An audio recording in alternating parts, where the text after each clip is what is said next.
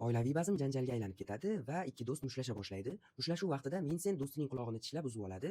Qulog'ini bir-ikki chaynab qo'yib, uni tuflab tashlaydi va do'stiga qarab, "Ko'proq sabzavot ye. Bo'lmasa o'zingga o'xshab go'shting ham sasib ketibdi" deb aytadi. Xullas o'rtoqlar, bu kinoni ko'rgandan keyin go'sht yeyishga qo'rqib qolishinglar mumkin. Shuning uchun yuragi bo'shlar bo'lsa videoni o'tkazib yuboringlar. Tanishinglar Vinsent va Safi.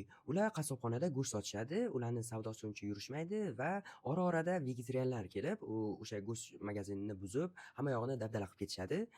Bu hamma muammolardan charchagan er-xotin bir-biri bilan ajrashishni plan qilib yurishibdi va bir kuni ular mashinada ketayotib gapga chalg'iydi va bitta odamni urib ketishadi.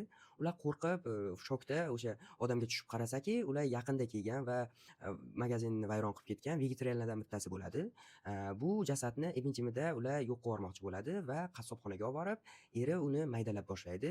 Maydalaganda ham farsh holatiga keltirib qo'yadi va axlatga tashlashga erinib uxlab qoladi.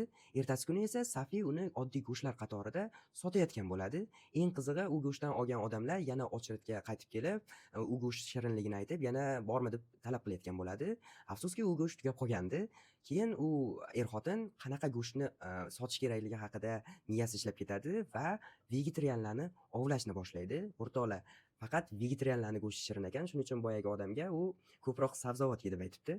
Xullas, kinoni ko'rmoqchi bo'lsanglar, profilimdagi linkdan o'tib, mana shu kod orqali yuklab olsanglar bo'ladi. Juda ham qiziqarli komediya va qo'rqinchli kino.